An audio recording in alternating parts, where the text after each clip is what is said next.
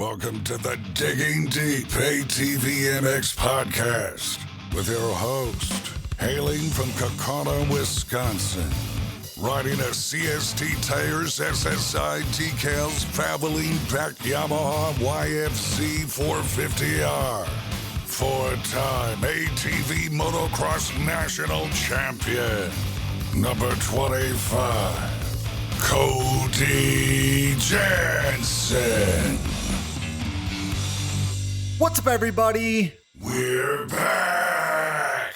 Welcome to the latest edition of the Digging Deep ATVMX Podcast, episode 179 of the Digging Deep ATVMX Podcast, presented by our title sponsor, CST Tires, in stock and available for purchase today at shop.csttires.com. I'm your host, Cody Jensen, saying hello to our nearly 302,000 monthly Digging Deep listeners in 151 countries in which you are listening, and this is our Digging Deep Sunset Ridge 2026 race review show. We kicked off our coverage of what was a spectacular day of racing with our live show on Saturday night at Sunset Ridge. The audio is available now on our channel, featuring Doug Gust, Brandon Hoag, and Brian Jenkins live on set with us from Saturday night there at the track. If you joined us in person, you can relive the experience, and if you missed it, now is your chance to catch up. But the racing was just so good, and there were simply too many storylines and current events in ATV motocross right now to talk about for us to just leave it at that. So that is exactly where this episode fits in. But first, let's quickly shout out all of our incredible partners. CST Tires, go to shop.csttires.com today. Yamaha, thanks to Blue Crew, thanks to SSI Decals, Valvoline, DID Racing Chain, Launderville Steel Enterprises and Concrete Supply, DP Brakes, and Ultimate Poly Products. UPP Racing, our choice when it comes to case savers, chain sliders, intake manifolds, and more. Use discount code DIGGINGDEEP15 at uppracing.com. Support all the great companies that support us, and for any products that fall through the cracks, click that Rocky Mountain ATVMC banner on our website to help us out. No matter what off-road gear parts you need, Rocky Mountain ATVMC has you covered. But before you buy, simply click that Rocky Mountain ATVMC banner on our website. By using our specific link, we get a percentage of what you buy on the back end, enabling you to help us out while purchasing the parts you need anyway. And did you know you can buy OEM parts from Rocky Mountain ATVMC as well? Yep, shipped conveniently right to your door. So click that Rocky Mountain ATVMC banner at diggingdeepatvmx.com to help us out while satisfying all your gear and parts needs. Shout out to all of our donors, and if you are interested in donating and hearing your name on the show, you can find the Patreon or Buy Me a Coffee donation links on our website. Major thanks to all who have donated, of course. Now, if you can't donate, but you still want to help us out, you can leave us a rating or a review on iTunes and Spotify, because that helps us out a bunch too. Now, it's showtime. The 30-second board is up, it's sideways, and the gate is down. Time to dig deep. Let's go! All right, guys, we're back for another race review episode of the Digging Deep ATVMX Podcast. You already know the crew we have assembled tonight.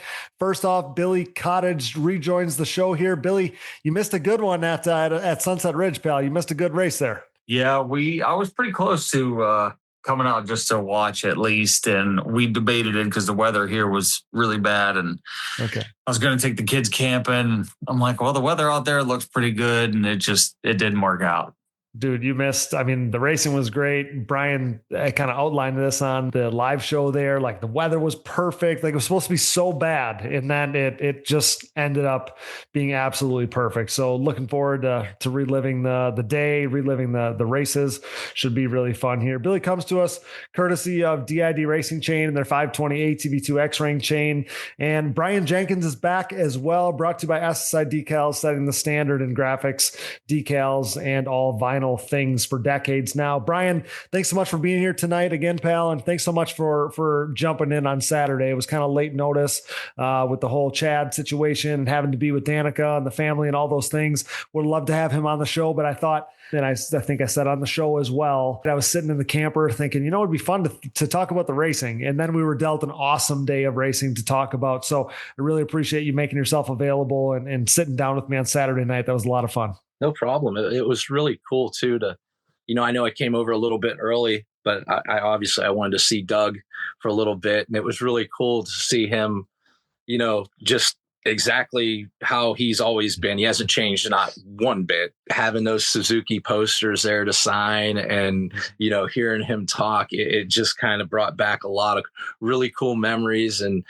times from that era, that, 06 to 09 factory era of things. It was really cool. It was very heartwarming for me. That just put a cherry on top to what was an awesome day. To have him there was really cool. We saw, like I said, some awesome racing. We'll get into that. We see Brandon make history, win his first moto. It was amazing. Had everybody's jaws on the floor. Nobody expected it, I don't think. And then to cap the night talking to him was a really special thing as well. So Billy, we could go around the table here, and we're going to do things a little more streamlined tonight just because we did cover some of the racing in that live show on Saturday night. So anybody, we can go back and listen to that and relive some of it on there. But Billy, I would ask you your biggest takeaway from the weekend. But I would think that I already know your answer to that. So what is your, just to simplify it, what is your reaction, or what was your reaction at the time to seeing Brandon Hoag knock off Joel Hetrick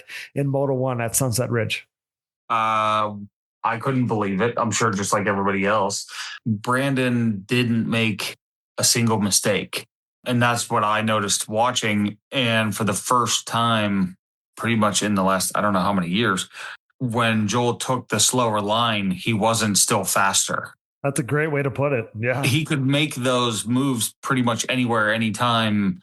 And he's fast enough that he can pass somebody on the slower line. And that day he couldn't. And I think it's, like I said, it attributed mainly to Brandon never made a mistake. He did exactly what he was supposed to do from start to finish. And he looked good doing it. Yeah, man, he put together an absolutely masterful race. And anybody that hasn't listened to it, I'd urge you to go listen to that interview that we ended our live show with him, sitting down with him. He was spent, I think, emotionally and physically. And I told him, and I think I told Brian too, when we talked about this, I really felt for the guy because we had such a high in the middle of his day. And then he had to go back out there and try to race again. Yeah. But what he did in that first moto, and it was so fascinating to listen to him say that for the first time in his career, everything slowed down enough for him that in every corner where Joel was early in the race was taking a faster line, Brandon was able to pick up on it. And by the next lap, he adopted that line and he shut down every fast line that Joel had and adopted it as his own. And we saw that real time. Brian and I saw that real time in person. You saw it on the video feed. He was able to cover every line to the point that he put in 2 or 3 charges, and those 2 or 3 big charges weren't enough. And you watched Joel kind of get a little frazzled, kind of realize that, hey, this is getting away from me. I'm not going to be able to pull a rabbit out of my hat late in this moto because Brandon didn't lose any speed. He didn't lose any stamina, and he had all the fast lines, and Joel started to have to use the bad lines, just like you said. And he didn't have enough in the speed tank for, just like you said, you put it perfectly, that where if he was still taking the bad line, typically he still had enough speed to make the pass, but that was not true on this day. No. But Billy, you weren't there, but at the podium after the moto, and we talked about this with Brandon too, it was silent. Like you could have heard a pin drop because everybody just didn't know what to say. We were hanging on like whatever Brandon was going to say. It was unreal. Yeah, I mean, it's really cool for him. I got a lot of respect for Brandon. I got a lot of respect for, Dave Porter. I love Jeffrey, the whole Rastrelli family. So I think, it's awesome for them. Very cool to see it. And I was thinking about it, and other than Chad, who was the last person to straight up beat Joel? And the only person I can think of was Thomas. And that was 6-7 years ago. Yeah. I mean, Bryce had a couple wins and one was a mud race. Yeah. I guess that's the mud race. Yeah. Yeah. But yeah, not very often. And you're right. No. I mean, the biggest thing, and that's a great point to make, is that it was straight up. And I said this to Brian on Saturday night too, but it was straight up. And I was seeing people on as we have a zillion notifications on our posts from Saturday. I can't even like find, if I was looking for something, I couldn't find it, but I saw some people commenting, like questioning, what happened to Joel, or was there a tangle? Was there a pileup? Was there a crash? Anything. And Brian, that was so cool that And I told you, we talked about this Saturday night. It was straight up as could possibly be. Brandon gets the whole shot. Brandon Hoag gets the whole shot. Norris sneaks into the lead for a second. Hoag takes it back, and he leads this thing absolutely wire to wire. At the end of the first lap, Joel was in second. They were right there. We talked about this on Saturday night. There was a point where it was Brandon, Joel, Max, 1, 2, 3, as quickly as I can say it. That's how close they were on the racetrack. And again, that was as straight up a win as there ever could be.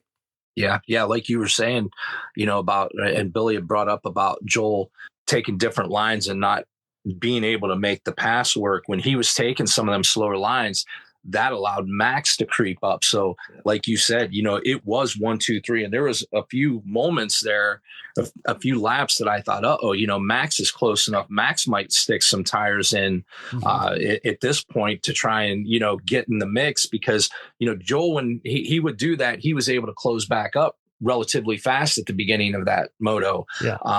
Max, it took him a little bit longer to try and, creep up on him, and Joel would have to take some of those lines that weren't ideal. So those three made a very good breakaway and kept it really close for a good portion of that moto. And the other thing that I watched it. I mean, we all watched it. We lived it. We saw it.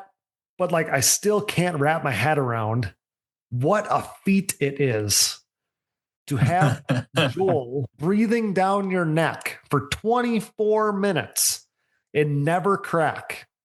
That is unreal.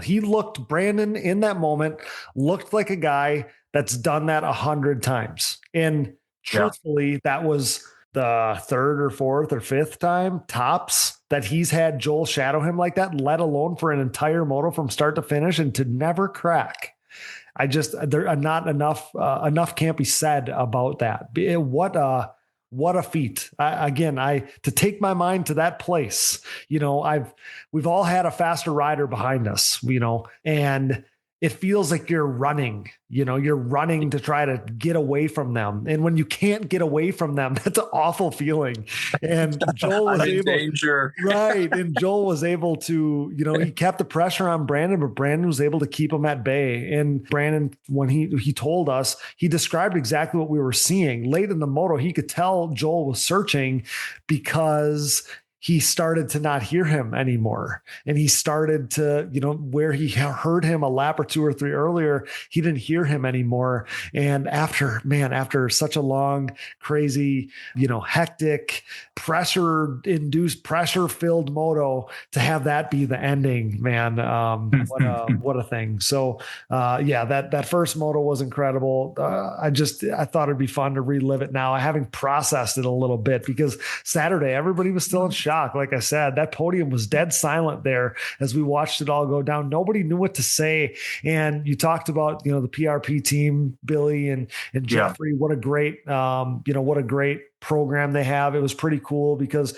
I saw Tiffany Hale go up to Brandon, and they were, working together last year. And she said some things that obviously kind of brought Brandon into the moment, because he didn't know what to say either. Just as silent as everybody else was, Brandon was silent too. It wasn't quite as painful looking as when Roxon won himself. Yeah, when Roxon won the Supercross title, but it was just as numb looking, and I even I thought to myself, somebody's got to say something to Brandon to get him to take this in. This is what you live for so long. He was so hyper focused. I think that it carried through, and you can tell, like you were talking about, that when you could hear Joel and everything slowing down. I give Brandon a lot of credit. I never seen him one time look back. Never. He knew he was there. Until he crossed the finish line. I never seen him even take a glance. He charged forward and was hyper focused on his lines, where he was going. And I know he said he made one mistake over there, by the mechanics area, but I was standing there. I didn't see it. I did see Joel make one there. Joel was on one wheel and had to let off because he caught a little bit of a kicker, and he was obviously wide open, and that thing caught and about shot into the berm. But you said that. He gathered it up and took off again. And I thought, wow, that was amazing. Track was thrashed too. The track was beat all weekend long. Like it was a gnarly version of Sunset Ridge. Not that it isn't always, but I was going to say it always is. I know, but it was there were some sections there that were quite rough, even in comparison to how they typically are at Sunset Ridge. So I give Brandon credit, man. Enough can't be said about him. He absolutely slayed that moto. And I had a feeling I was standing with Ava and Brooke and during qualifying, and she said, yeah, Brandon doesn't feel that good. He was asking me, how I looked. And he said he didn't feel that good in that first qualifier. And his times are right there with Joel's, right? They were both 139 something. They were close enough that, you knew that if everything fell into place, he could put up a fight, and put up a fight. Did he ever? Cause I said to Ava, I'm like, today's going to be a good day. And lo and behold, he goes on to win a moto there. So that was awesome. So Billy, like Brian and I talked about on Saturday night, and you probably felt the exact same way. You had to know what we were going to see in the second moto, pal. Yeah, you kind of knew what was coming. And I'm going to be honest, I think with all of the stuff online and all the memes and all that, I think he's going to be an angry boy. Yeah, and I think we're going to see a little more of that or worse come buds. Yeah, just as much as Brandon Hoag doesn't really like the alien stuff, I don't think Joel likes anybody getting near any of his winnings. So yeah, I don't think that's going to sit real well with him. But yeah, Joel Hatcher rips the whole shot. 2 laps in, Brandon's top 5-ish. 2 laps in already, Brandon moves into second. But by then, the champ is already 5 seconds out in front, and you had to know what was going to happen there. I was really glad Brandon, even coming into the moto, was like, man, whatever else happens, whatever happens, it's icing on the cake at this point. And I'm so glad that was his outlook, because I think that we all knew what Joel was going to uncork there in the second moto. And he was I don't even know. He was running freaking angry in those first couple laps, trying to get out in front as quickly and as fast and as far away as he possibly could. So yeah, we saw a wire-to-wire victory for Joel there in the second moto. He ends up winning the 81st now overall of his career. And the other thing that should be said about Joel, and I think I saw a lot of people outlining this, is like, it's like, no offense to Joel, but congrats to Brandon. And I mean, I would think that this is an exciting time for Joel. Like, not that he wanted to win a moto, not that he wanted to give anything up, but at the same time, it gives him some rejuvenation, just as much as it, like, at least for me covering these races, like, I'm totally rejuvenated because we got something new to talk about. And I would think that, I mean, whatever motivation Joel did or did not need, he's got it now. I was just going to say, I don't know if that was a good thing or bad thing, because if Joel needed motivation, he's definitely got it by the drove now. Like that's crazy, but it was exciting. And we've talked about it before, how everybody wants to root for an underdog or see something different. So, there it was. And, hats off to Brandon. That was a masterclass. He didn't make a mistake. Even if the argument is made that Joel was way faster, if he had an open track, Brandon didn't make a mistake. He covered all the lines, like you said, like he said. He heard them. He changed them. He did everything right. Brandon didn't make the track. He didn't make the lines where they came together or didn't, or, whatever argument can be made about, I had said myself, I know for a fact there was areas of the track that was a lot narrower. We all rode the same track though. So, he weathered the storm multiple times. He held it together. He stayed focused, and he had the speed. Like, he was there. He was on it. The bike looked great. He looked great, and he didn't falter. So he earned that one. Whatever comes at buds or hereafter, there's a lot of things that could be said. Maybe that's the motivation Brandon needed as well, to know now, since he's so critical of himself, like, I can do it. It's possible. Everybody bleeds, there's a possibility there, and maybe he fights harder.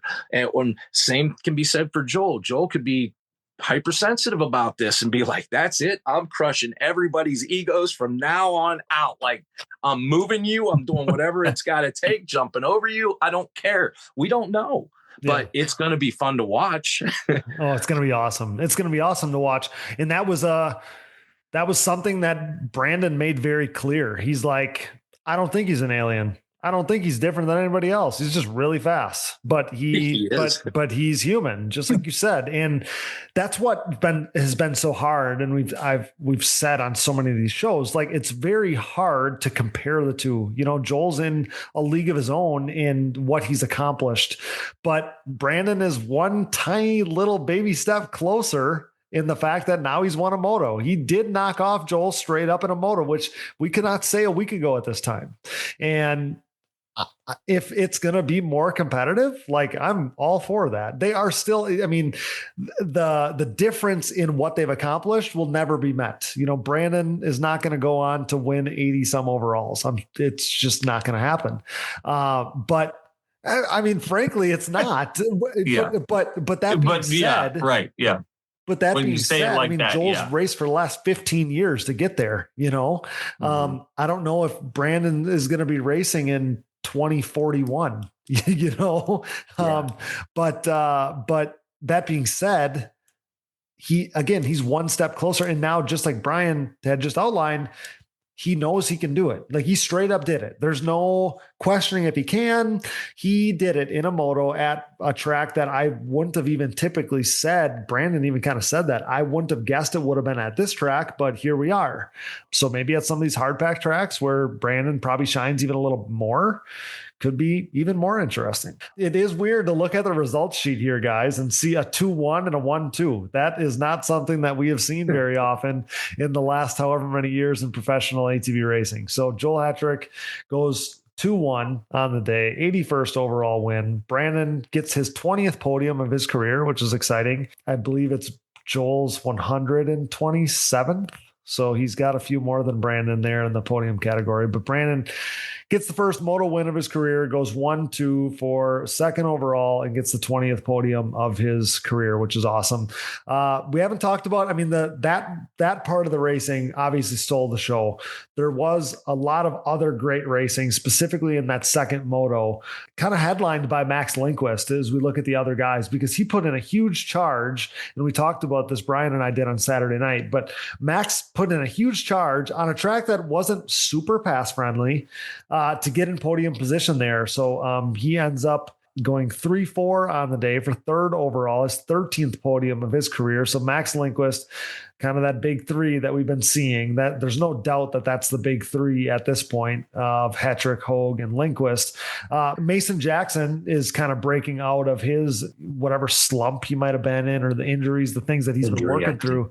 Yeah. And I didn't mean that against him, but he's been working through some stuff and seemingly turned a corner on Saturday at Sunset Ridge, because the guy that we saw kind of struggle at Muddy Creek was not the same guy that we saw really shine in especially that second moto at Sunset Ridge. In that first moto, we saw him claw his way all the way up through the pack from like the very back, gets up all the way to fifth. And then the second moto gets a good start, you know, kind of is third up in the top three early, finishes third, makes a break for it, breaks away, and then holds on to it late as Max is putting on a charge. But Mason Jackson, we had kind of all thought about that he might be in the running for a podium here. And he was. I mean, he was definitely in the mix. He was in podium position for a good majority of that second moto. Ends up being a fourth overall day for him, but a solid kind of turning point kind of race on the schedule, I think, for Mason. Hopefully it's all downhill from here and makes it a little easier for him. It seems like he's been fighting and clawing for everything all season long so far. He charged from way back. He ran consistent lap times, and I think it was the second moto where he was back there that, that had to have been hard and very frustrating, because he was behind a lot of battles that were in front of him that he kind of had to pick through, and it took a lot of time. So I can only imagine, what was going on in that helmet and on that track at that time, because he I don't know that he wanted to be patient. He was forced to be patient. Yeah. So, that wasn't a track that you could get a 2-for-1 deal or anything like that. You literally had to be very purposeful, tactful, and plan ahead to make those strategic moves. And he did that. I think it just took longer than he had wanted, but he did get very far through the pack and up there. That first I was very impressed. Once I say it every time, like he surpasses my expectations every time. Like if I think there's a track he's going to be weak on, he proves me wrong. He does very well. He handles all those adversities and comes out there like a true professional and does what he has to with what he's given and is successful every time. Yeah, he looked really good there. 5th overall, Wesley Wolf. 2 races in now. We're just where we always are, in the top 5, 7.5 on the day. Really, really good run for Wesley Wolf, man. Doesn't get much better than that. Obviously, like we talked about last time, we could echo all the same things. He's gnarly. He had to hold on in that second moto from a push by Joey Norris, who rode really well all weekend long. Joey Norris was really strong. Second moto, it would have been for 5th place overall. Joey was pressuring Wesley, and Wesley was able to weather the storm. And it's just, I find that to be so impressive because we, like Brian talked about on the Muddy Creek review show, like it's not like the guy looks like he's got tons of time under his belt. He's not moving like he maybe always is moving. Yet late in this moto on a thrashed racetrack, late in the day, he weathers the storm of, young Joey Norris and is able to add another top 5 to his resume, which is pretty impressive. So Wesley Wolf, 5th overall. Joey Norris, like I said, 6'6" on the day, 6th overall, was really strong. Zach Decker, we talked about this on Saturday night, 4.9. A couple crashes in the second moto. He had a crazy race, ends up 7th overall. That was really like the first, and I don't even want to call it mediocre because that has nothing to do with the way he was riding. But this is kind of the first bad score on the season for him. I mean, coming into this race, he was still 2nd in points. So Zach Decker's put together an awesome season, but that second moto was not kind of the standard that he's set so far. He battled a couple get-offs and some bent up, parts on his bike and all kinds of stuff going on in that second moto. So that's how we find Zach Decker in 7th overall on the day. Heath Hanna, we showed him out Saturday night, 11.7 on the day there in the pro class. His best finish and best showing as a pro for 8th overall. Wani went on to shoot 9th overall, 10.8 on the day. Noah Arnold had a crash, so I don't put a ton of stock in his moto scores necessarily. 8.10 on the day, 10th overall. John Glada as well. He had a crash and possibly broke some stuff. That second moto, he had a good first moto, 9th in the first moto. Second moto, he pulls. I saw him go to the mechanics area, pulled off, goes to the mechanics area, and then only finished a couple laps there. Ends up 13th in that one for 11th overall. Adam Ulrich, again, Brian and I talked about this Saturday night. He ends up 12th overall, but was really fast on the day. And I think even his post that he posted earlier today, his update from the weekend was really fast, but the 13-11 scores didn't show it. So I think he broke an axle in the first moto, crashed in the second moto, I think. So not an ideal day for Adam Ulrich. But I mean, he was, like I said, Saturday night, he was only like 3 seconds off of Joel's time in qualifying, which is really, really, really good. So Adam Ulrich is definitely finding some speed week in, week out here. And then Marshall Smith, 12-12 on the day for 13th overall is where we find Marshall Smith. So guys, we talked about, or I mentioned the points a little bit, how, Zach Decker was second coming in, but he is second no more, as we have Brandon Hoag finally finding his way into the P2 spot in the points after that opening round kind of debacle there for him. He's been on the comeback trail, but now he has 2 points over Max Lindquist. I mean, he's 60 points essentially back of Joel Hetrick, but after that, Brandon Hoag now in the 2 spot, two points back is Max Lindquist, 10 points back from Brandon now is Zach Decker. But we got tight battles going on inside the top 3 there. But Brandon Hoag, clearly, kind of the second best guy on the year. He had a 12th overall at that first race. We know what happened there, but now it's been 2 ever since then, with 2-2 scores, 2-2 scores, 2-2 scores, and now a 1-2 score. So I mean, throw out that first round, and Brandon Hoag has been it's been pretty rock solid, and now he finds himself in the second place in points, which is kind of where he belongs, Billy. Yeah, for sure. It sucks for them guys how that first race went, but if we're talking about motivation, that's kind of a cool thing for him to just keep pushing every week. and he's been doing, well, I guess every race, but, and he's progressively gotten better every time. I'm sure, he's feeling better, and more time on the bike is never a bad thing. So I'm curious to see what's going to happen come buds with everything we've talked about. I'm really anxious to see what comes of it, I guess. Yeah, it's going to be interesting. There's going to be a lot to watch for there. Brian, the other thing that we can kind of be on watch for, I mean, we're at the midway point of the season right now, is Rookie of the Year watch. And you both would have very much predicted this coming in. But Noah Arnold is in the catbird seat. He's at the top of the chain here, top of the totem pole, got what would be 35 points on Heath Hanna. So that's a pretty sizable lead in the Rookie of the Year points as far as that goes, sitting 7th in points right now for Noah Arnold. Been a little up and down these last couple of races, because he goes 6-6 the first 2 rounds, then 9-7-10 since then. We know sometimes the box score doesn't tell the whole story, but Noah Arnold sitting in a good spot to be Rookie of the Year, and that's a special thing. I mean, we talked about coming in that this year could be very competitive as far as Rookie of the Year goes, and I mean, through the races, whether it be on the results sheet like we're looking at now, or on track, what it looks like. I mean, no disrespect to any of these guys. Heath Hanna just had a really good weekend, but Noah Arnold is the class of the rookie field right now. He's the most consistent. He has consistent good weekends, and that's one thing. I feel bad for Heath because it seems like he's been dealt some rough races throughout the year so far. They seemed like he had a couple get offs and some, mechanicals and things like that.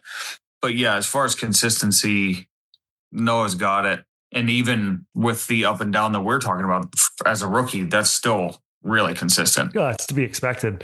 It's to be expected. And Brian, he keeps putting himself in great position. I mean, it's these starts. I mean, he gets these starts, puts himself in good position. That helps so much.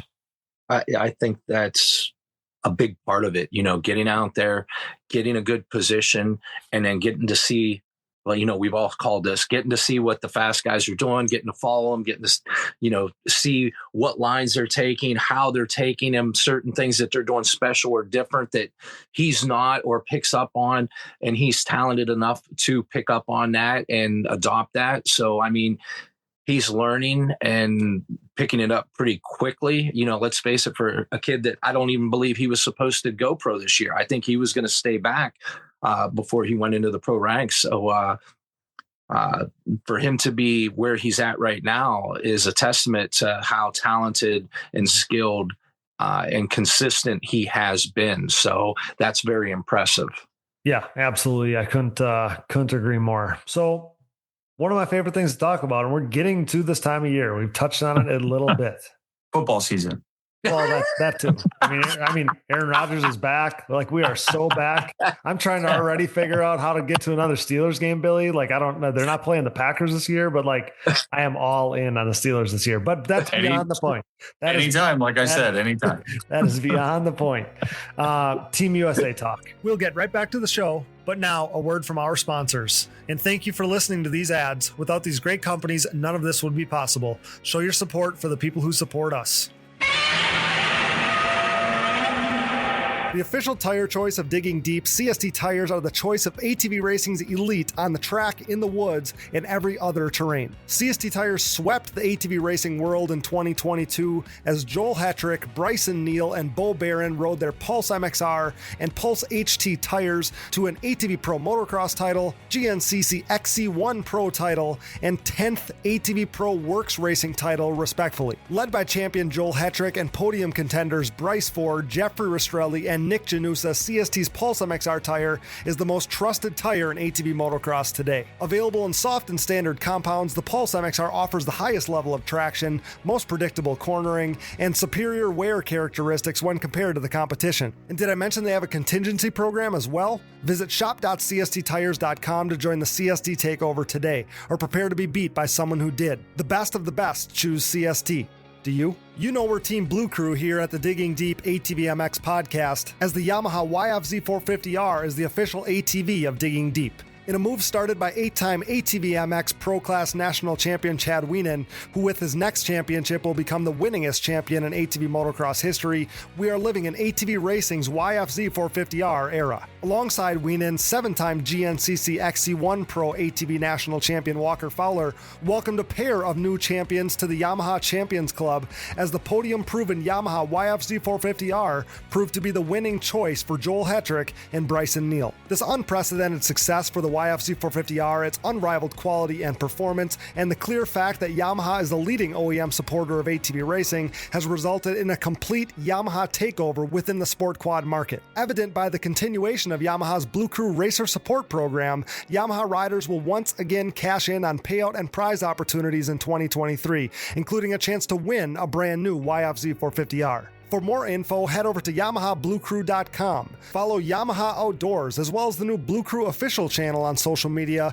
and check out Yamaha's full proven off-road lineup at YamahaOutdoors.com today. SSI Decals, your way. SSI Decals sets the standard with the best-looking decals, graphics kits, and vinyl wraps in the industry. Established in 1947, SSI took shape as an offshoot of their parent company by doing a little work for local pro Chad Wienen. Nearly 2 decades later, and fueled by a passion for ATVs, the company has flourished into one of ATV Moto's most recognized brands. From ATV Motocross, SSI has expanded into graphics and design work for top racers in GNCC, Works Racing, Pro Motocross and Supercross, Off-Road, and more, headlined by 8-time world champion Top Fuel drag racer Clay Milliken. Whether your project is big or small, SSI Decals will make your identity stick. Get started today at SSIDecals.com and use code DIGGINGDEEP10 for 10% off at checkout. Things are about to get sick.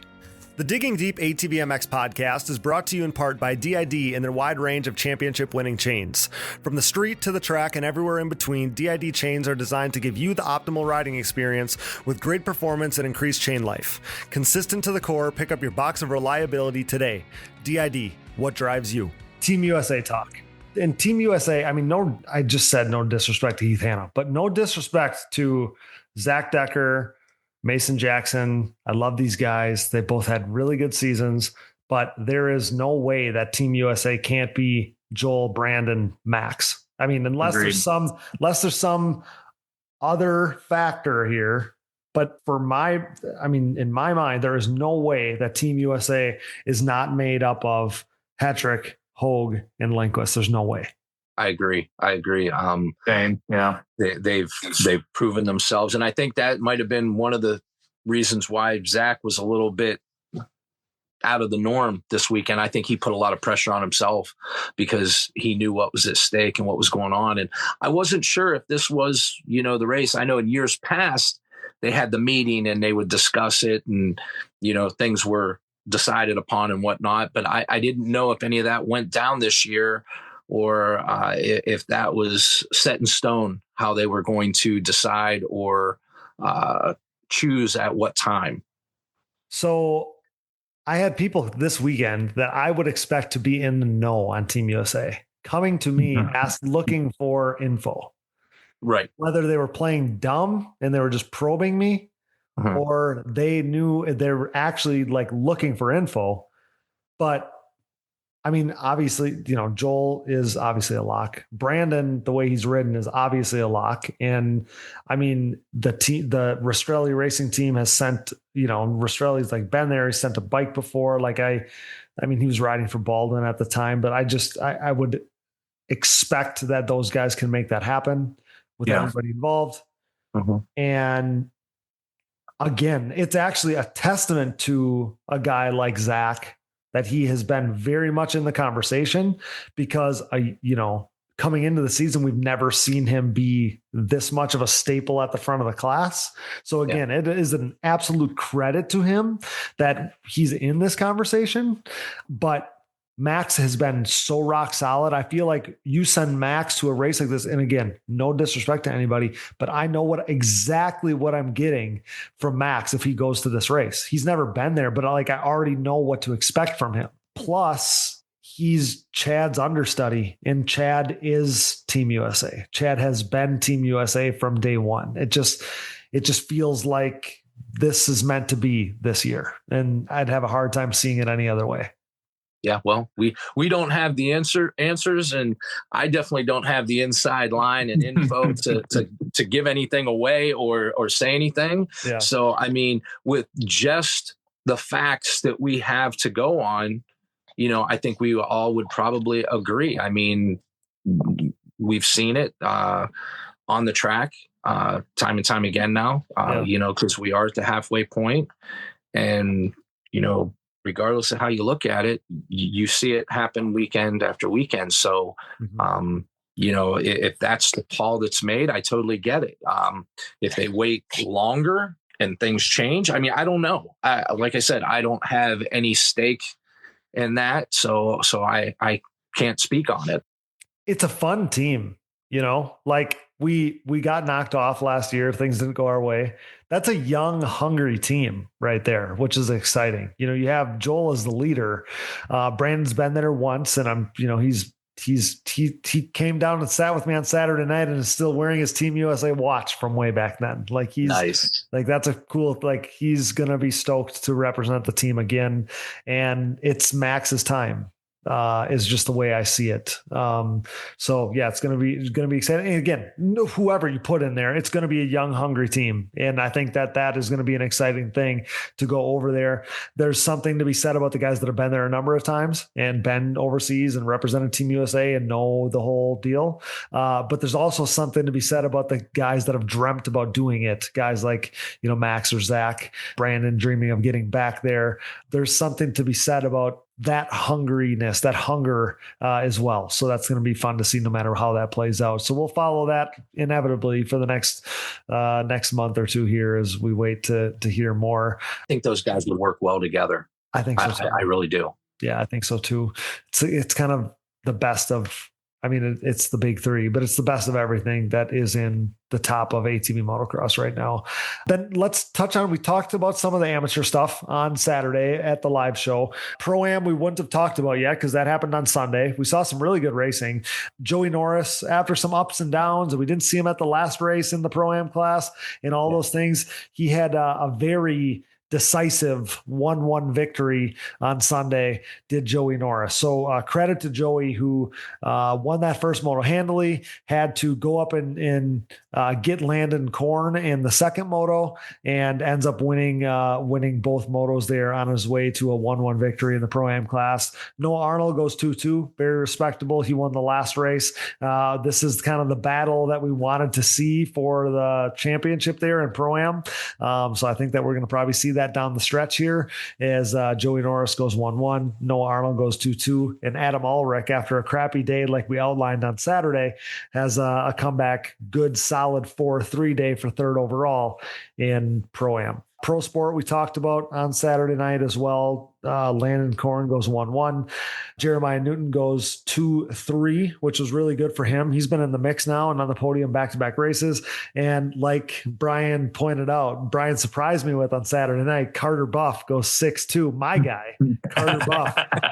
Carter Buff goes 6-2 for third overall, which is really cool. And again, we talked about this before we hit record here, but we also got to give a special shout out to Emma Ray, who, comes back to the States, is, a very close runner-up to Kinsey Osborne last year, comes back to the States for what is right now just a one-race stint, but comes back, dominates WMX, and is in the Pro Sport class as well, finishes third in her opening moto, and is running second in the second moto about mid-race when she has a little bit of a bike problem, or she was absolutely going to be standing on the Pro Sport podium, and that would have been a pretty darn cool thing to see.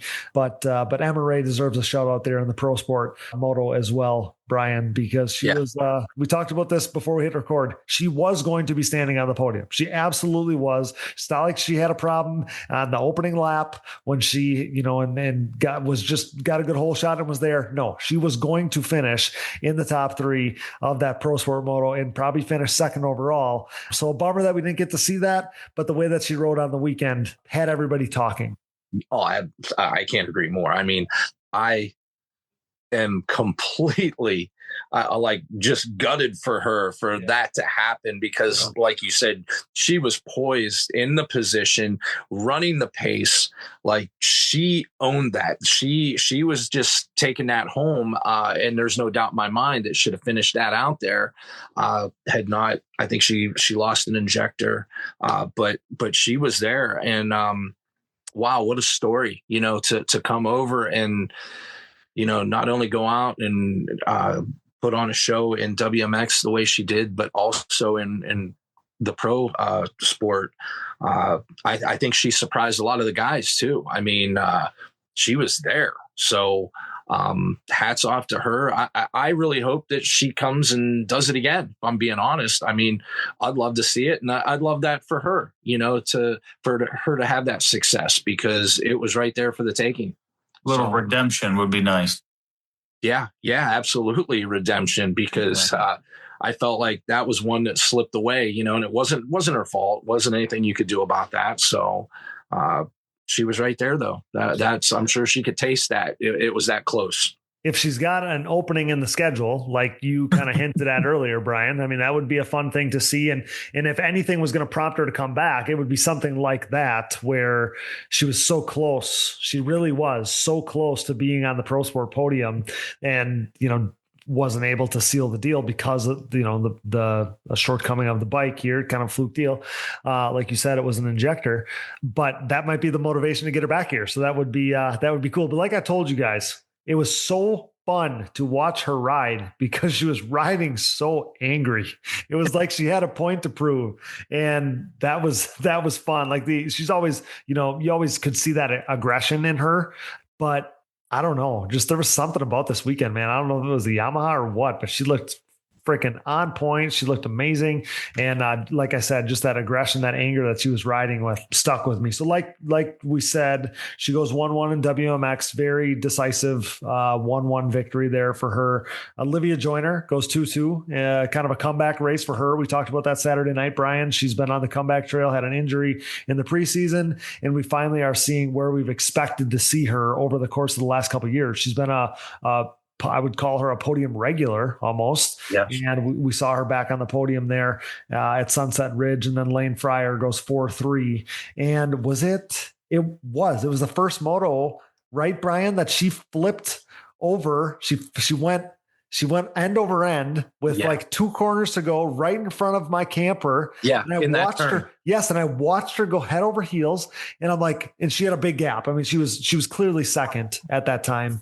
And, and credit to her for getting up. I mean, this quad flipped over her, and she gets up and gets back on the steed, and, ends up Olivia Joyner like pick and rolls and goes from 4th to 2nd right at the finish line to finish 2nd for her. But Lane Fryer, credit to her, man. She gained some points with me for the way she got up and finished that race. And she ends up on the overall podium at the end of the day, man. That's worth mentioning for sure. Credit to her. She's one tough girl, because let me tell you guys, I was waiting for this moment. I did get the opportunity to get over there and talk with her. Yes. I got to chat with her for a bit. I know this weekend was chaotic with everything that was going on, but I did get to chat with her, and I believe it was her mom, and a very cool story of, starting at a young age and riding out there on the West Coast, the Work Series, and with her brother. So that was really interesting with her brother, which helps her a lot and pushes her, and is her motivation to ride faster and ride with the guys and do what she's doing. And I want to say, I know that she took a tumble, because when I was talking to her, I felt so horrible. She looked like she just got out of the ring with like Ronda Rousey, dude. She had scrapes on her face, and like her eye was up, scraped and dotted up here. And like, it just, she looked like she'd been through the ringer. I asked her, I said, how is it all of you girls crash and you end up getting scratched all over your face with the helmet and goggles on and everything? She just laughing at me. But Yeah, testament to her how good she is. She's solid, and it's fitting, that she's riding out of the Max camp, because it's the same thing. She's just diesel. She finds a way to have success at every track. She's very consistent. She's driven, and she's still learning. Like when we had talked, she had said she doesn't get to see a lot of big jumps, and she hasn't seen them. So it's a surprise for her when she gets there to a track. And since I guess she doesn't have her brother to help her over those jumps and kind of motivate her and push her, it's a little bit of a learning curve. So not only do I expect her to be solid and consistent every round, but if she comes back next year, then that's when I really expect to see a lot more out of her, when she becomes comfortable and is able to practice and start hitting the jumps now that she's seen and knows what we have over here. Just like, we had talked about on Saturday that we had Emma, Gracie, and Shelby jumping Pistoli. So I have a feeling that there'll be a few more added to that. If I'm not mistaken, I think Olivia has jumped it before too. Yeah, she jumped it I don't know if I've seen her this time, but I'm pretty sure that she has jumped it before. I know she's jumped it. I've seen her jump it, and that's why I was actually watching to see if she was going to jump it this weekend, but didn't get over it. But it seemed like the approach to it was rougher than recent years. It was rougher, and like the way that corner before it developed, it didn't feel like you carried tons of speed into that corner. And it felt shorter. It felt like it kind of angled in more instead of you going straight out and making that right and coming at it. It was like it curved the entire time, and then you jumped at it, and then it got really choppy before it felt like. So I understand why, a lot of people backed it down and didn't go for it, especially if they watered anywhere near your moto that you've seen the water coming up the face. Like, I totally get it, because I wouldn't want to lose traction on that. So I understand. Yeah. Credit to all the girls there. That was fun to watch the WMX class again this weekend.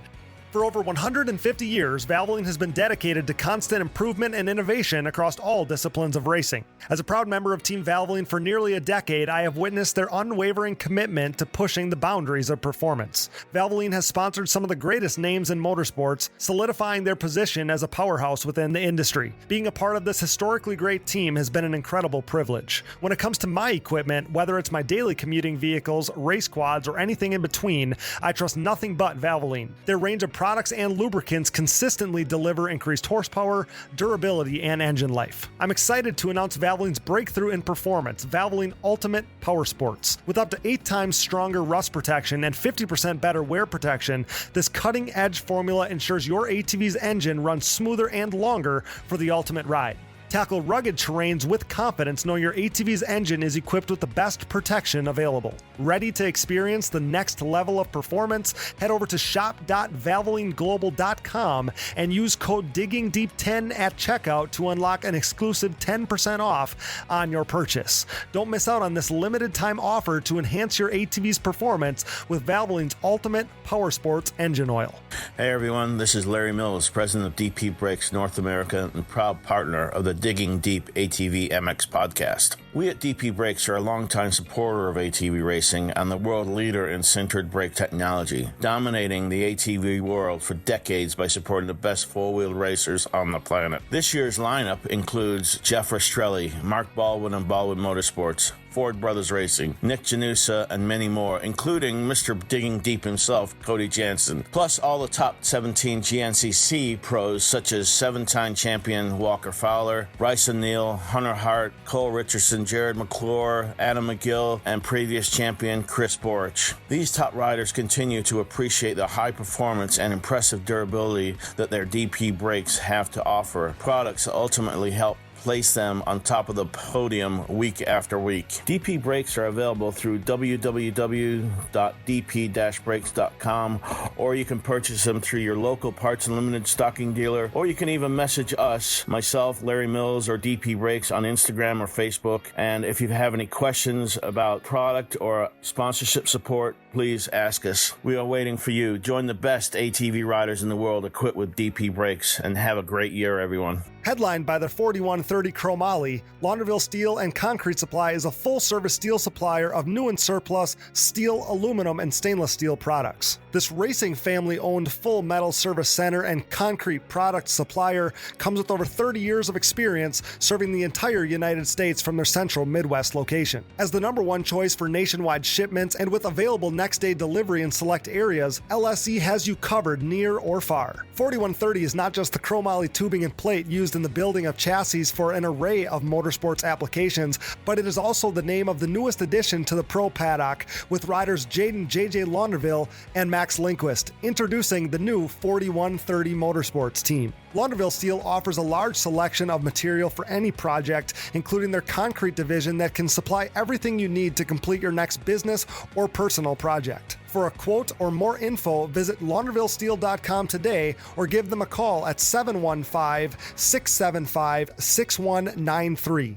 That's 715-675-6193. With a desire to keep you in the race, Ultimate Poly Products offers the Ultimate Protection Collection of case savers, chain sliders, intake manifolds, and more. Founded on quality in 1998, this family-owned and operated business produces products created by racers for racers. These industry-leading products are proudly made and manufactured in the USA, with their case savers being made of the highest quality American-made polyurethane on the market and designed to completely conform to your engine case to help prevent case damage from a thrown chain, because no one wants to be a spectator on race day.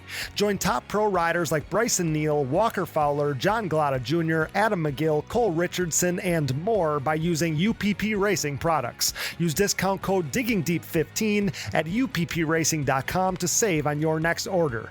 Ultimate Poly Products, made to last longer so you can ride more. Thanks for listening, and remember to support our partners. Now back to the show.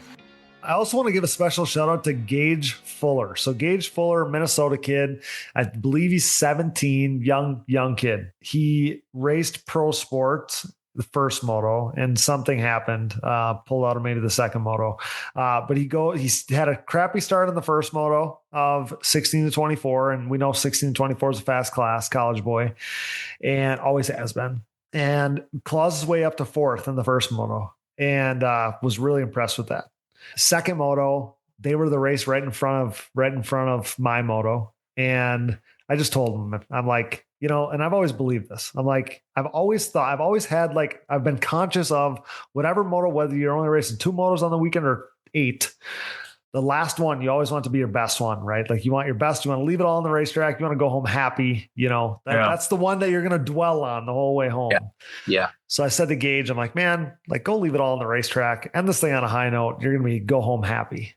And that freaking kid won the second moto of the 16-24 class. And they go to one national a year. That's why this is so notable, because I remember being that kid. I remember being we only get to go to 1 or 2 nationals a year. You want to make a name for yourself. You want to make some waves. You want to make it count.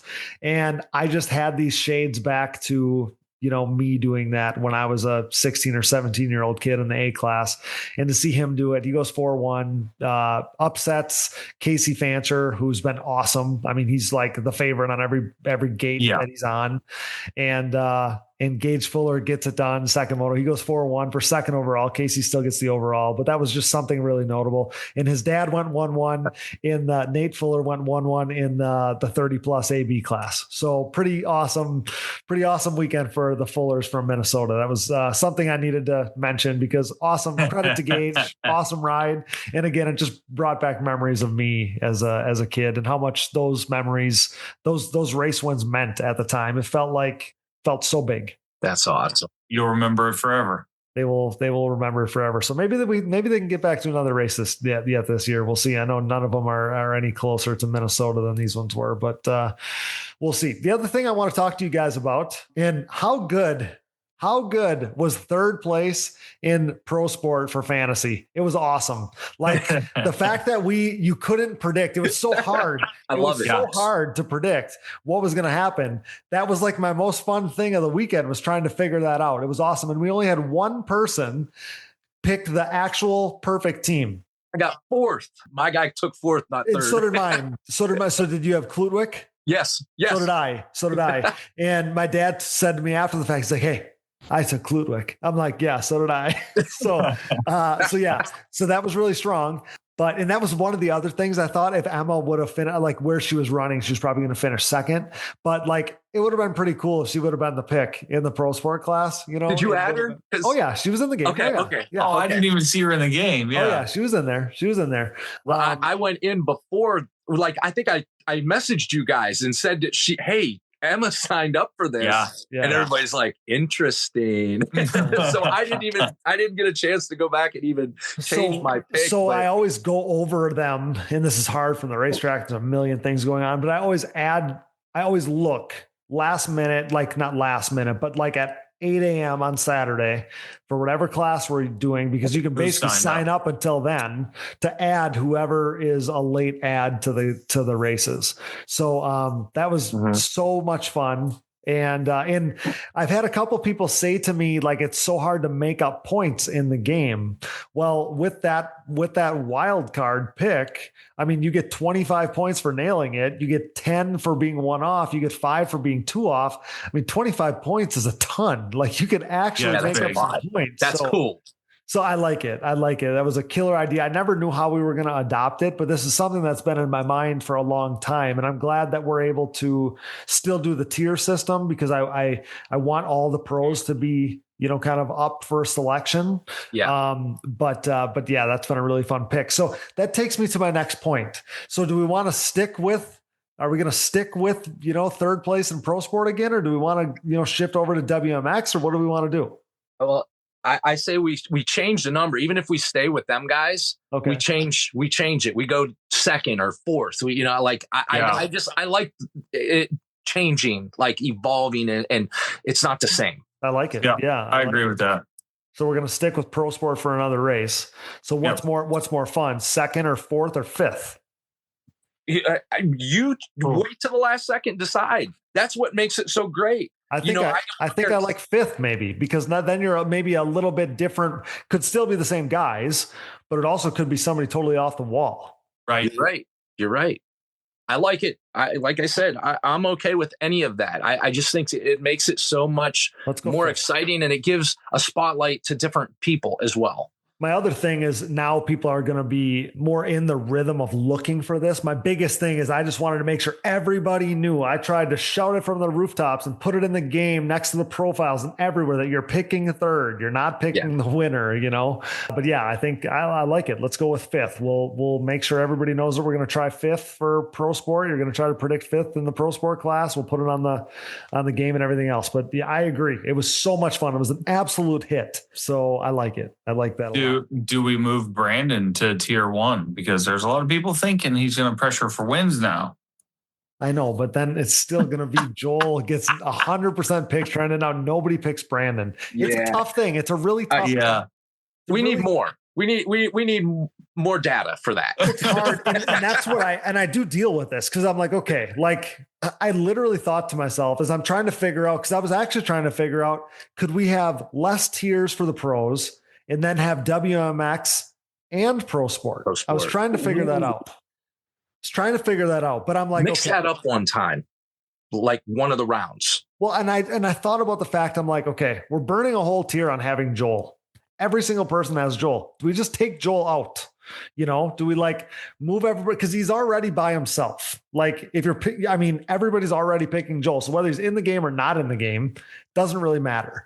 So then I'm thinking, okay, so that in Brandon too, unfortunately, like Brandon's been the clear second guy. So I don't know how many people are going to pick Max over Brandon right now. It's just not that. Yeah. It's like you almost need Max with Zach and Mason or something. But then Max is always the pick. You know what I mean? So yeah. It's tough. Yeah. It's tough. It's just the way it's played out right now. But Joel's obviously going to stay by himself. Max and Brandon being the multi-time podium guys, they still belong together. Yeah. Mason and Zach are an awesome tier. Like they could be just tiered by themselves because they've been competitive all year. I just wish I wish there was a way to have like 7 tiers, because there's these guys where it's like 2 of them belong together. It's like Joey and Noah belong together, Yeah. But how many tiers can a person have? So, I mean, you could have a lot. Now we just mentioned it's how many. very hard. Yeah. But then it's like 2 riders. So the other thing too is Ulrich. Ulrich has proven that it's almost like he doesn't belong in tier 4.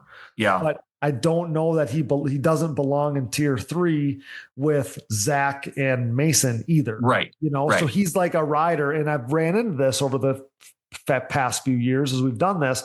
There's riders where they just don't fit, and then it kind of upsets the whole thing. But I mean, you did that with Noah. You moved Noah up pretty quick from 4. I had to, though. Or he would be the pick every single weekend. Because now you look at Adam Ulrich, and I love this for Adam because we get to talk about him.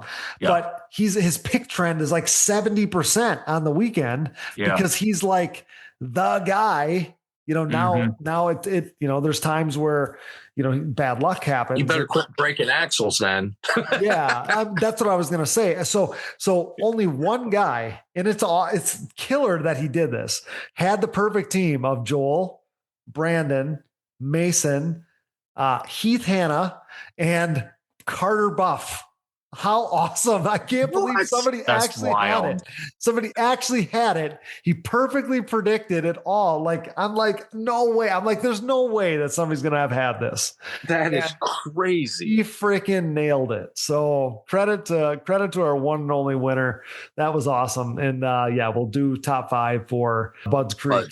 Yeah, so we're off for a little while before Buds. It's basically was a month, from sunset to Buds. So it's kind of the summer break here going on. We got a little break there. And that's good. Good for these guys. I mean, everybody needs to recoup, whether it's their pocketbook, their machines, their themselves, the whole deal. That's a kind of breathes some life into the series and breaks up the monotony and the grind. But I know in the group chat that we were already kind of looking forward to PVR too. We were looking forward to Pleasure Valley. And it's funny because I got tipped off the other day from Cameron Wilforth, who I think helps Jeff Cernix there at PVR, and he said he shot me this graphic of this team race thing, and he's like, hey, just a heads up that we got some cool stuff going on out there. So it's a 4-rider team from what I can figure, right? A pro or a pro-am guy, an A or a pro sport guy, a B or a vet rider, and then a C or a women's racer. And so that's your 4-rider team. There's a $3,000 purse, so $1,500 for first, $1,000 for second, and $500 for third. So I don't know. And I mean, you can put together any kind of team. It sounds like it's $400 to sign up. So $100 a rider, not that bad. My question is, do you get to ride this? Do you got to ride the same bike? Do you get to ride your own bike? Like, how many laps? Like, is it a certain number for each rider does 3 laps? I was trying to figure that out too. I was hoping it wasn't just like 1 lap, because Yeah. 3 is maybe the number, maybe because then by the end of it, it's like a pro moto almost, but each rider's only doing 3 laps. So 3, 6, 9, 12. That's a good number there. You'll have a team name, you'll have a team manager. Like, it's a pretty cool thing. And what Cameron said was they did this with the dirt bikes and everybody had an absolute blast. So I'm really excited to see what these teams look like. Like I'm sure you'll see like a TDR team with, they would have all the riders basically to fill a whole team. Yeah. So they got a few teams. Yes, exactly. But I just mean, it'll be cool to see what happens with this and how many teams you may have. And that's a pretty darn cool purse there too. So Jeremy Osborne at Briarcliff kind of opened up everybody's mind to some specialty things at these events. And this is a cool thing that Pleasure Valley's got going on. And Billy's trying to win it, he said. Well, I seen it. He put that, and I was laughing. And I was like, I need more info. I don't know what's going on. I mean, I don't know if anybody wants a slow old guy, but man, it sounds pretty interesting. And I'm known to maybe throw a good lap or 2 over there at PBR. So I'd like to know more about it, what it entails. I mean, for all we know, it could be like you were saying, listing the riders pro or whatever. Maybe they do, a different number of laps, 5, 4, 3, 2. I don't know. Yeah. I mean, I don't know what's going on. I would like more info to know, what we're supposed to do or what it's going to be. we don't have to do like 4 spins and then run across the track, jump on our bike and take off. Like, I just don't know what we're doing here. So trying to figure that all out. So I'll have to send some messages, get some more info, and we got some time before the Pleasure Valley event there. But I'll let you guys know if I hear anything. I've been waiting on some answers about it. Yeah, that's what I was trying to figure out. Like, whose bike? Like, is it a one bike deal? What's the They deal? couldn't do that for safety, though, right? I mean, you'd have to. I was thinking you'd have to swap transponders. That's true. So the team races that I've ever been a part of, for fun, have been, you got to ride your own machine. But yeah, I was trying to figure out like how a guy comes out of the announcer's booth and, gets down to the track and takes part in one of these teams. Like I'm solid vet rider. I really am. So, I love it. I love it. I will be the vet spot on one of the teams. Fine. We just don't have all the riders yet. I'll ride the A or Pro Sport one then. We should have a Digging Deep team. That would be great. That would be sick. Brandon runs Digging Deep logos. So like there you go. Yeah, we got a viable team here. And Cabrando runs Digging Deep logos in the WMX class. See, we got a whole team here. Digging Deep. There you go. You got it. I tried to, when I first saw it, I didn't realize you had to have one rider from each of those classes. I thought those were the classes. Like you had to have 4 people in a pro or 4, Got it. So I text Natalie, Weenan, and Janusa. And I wanted to have like an old guy class. Ringer. Yeah.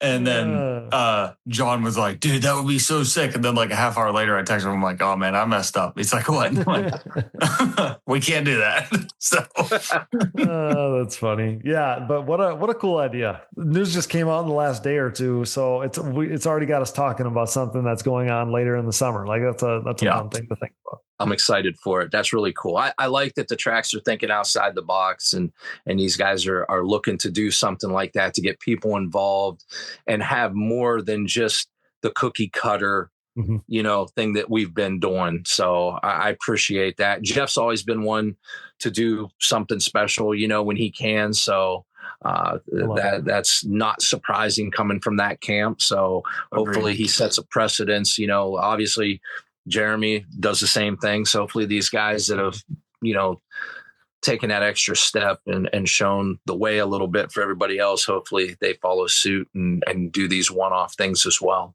Yeah, absolutely. Absolutely. Fun to think about. Billy, you texted me earlier today and said, what are we going to be talking about tonight? And the answer is a little bit of everything. So, so yeah, it was a fun conversation here. Fun to kind of relive the racing, race day. I kept saying on Saturday night, history was made. It was a race day that we wouldn't forget, for Brandon's sake. Joel was, so gracious in defeat. Like we talked about the fact that I don't know what it was like behind closed doors or back at the rig or whatever, but very gracious to, Brandon's his friend, and they're all so connected, their families and they're true professionals as well, And again, like we talked about, and I've said up and down, I've said recently on one of these recent shows, like Joel wants to be pushed. He doesn't want to lose, but he wants to be pushed. and he got that on Saturday. So guys, I can't thank you enough for being here as always, talking some racing with us. It's always so much fun. And this, I think, was a perfect follow-up to what we did on Saturday night with Digger and you, Brian, and Brandon. It was an awesome conversation. Awesome to sit down with those guys and you, Brian. And this was a perfect way to follow that up and kind of tie a bow on what was an awesome weekend at Sunset Ridge. Thanks to Sunset Ridge, the whole crew, Bob, Jan, Chad, the whole crew there. Those guys take a lot of pride in what they do. They welcome us to their home. They welcome us to their backyard. I appreciate those guys so much. They really care about ATVs. So really thankful for all that those guys do and having us and putting on a great show for us. Thankful for them for giving us an opportunity and all the things. They would have done anything for us for our Digging Deep live show. So that was very much appreciated as well. But guys, I can't thank you guys enough again for another night talking ATV racing. And we got got a little bit more of a break here leading up to Budds Creek, but I think that's good. Let everybody hit a reset and even more time for a little anticipation to rise between now and then and what we might see there and all the battles to come. But guys, can't thank you enough again for everything. As always, love these conversations, and we got a little break, but I'm looking forward to doing it again here down the road a little bit. I agree. It'll feel like tomorrow and we'll be doing this again. That's how fast these things happen.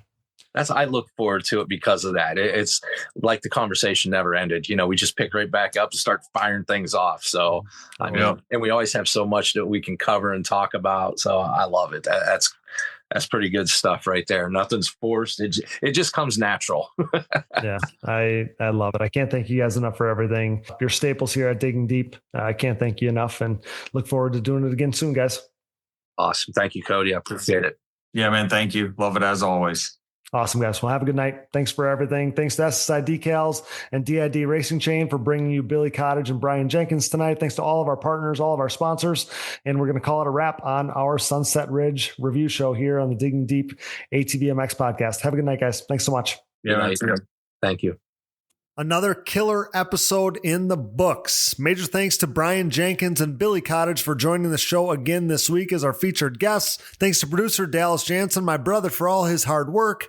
Thanks to my wife, Brooke, and thanks to AMA officials Joe Messina and Harv Whipple. And thanks to all of our donors. And a special shout out to Moto Moms Designs for doing our shooting at the racetrack. Appreciate you, Megan. Thanks to all of our partners. CST Tires, go to shop.csttires.com today. Yamaha, thanks to Blue Crew.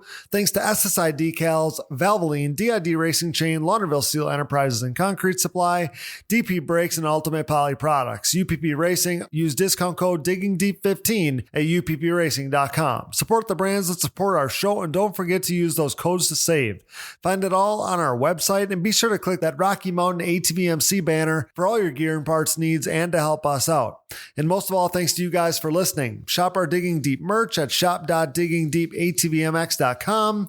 Find all things Digging Deep ATV Fantasy related at atvfantasy.com. Congrats to our lone round 5 winner, team name Pulse MX. Pulse MX, our one and only winner at Sunset Ridge. So congrats to Pulse MX. Leave us a voicemail and we'll play it on the show, 920-569-3519. If you're looking for another easy way to help support us, visit our website and click the Patreon or Buy Me a Coffee buttons. This allows you to set up a one-time or monthly contribution to support our efforts. Follow the show on social media, Digging Deep ATVMX Podcast, and myself, Cody Jansen, for additional content, coverage, and more fun stuff, as we are now at the midway point of this 2026 season of ATV Motocross. You can find us on Apple Podcasts, Google Podcasts, Amazon Podcasts, Spotify, YouTube, and more.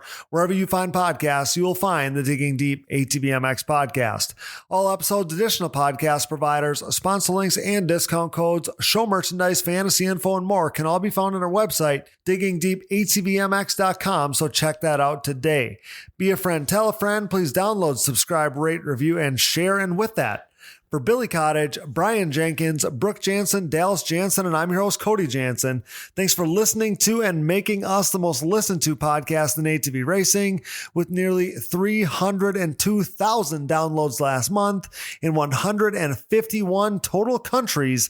Until next time, thanks for joining us in Digging Deep with the Stars of ATV Motocross.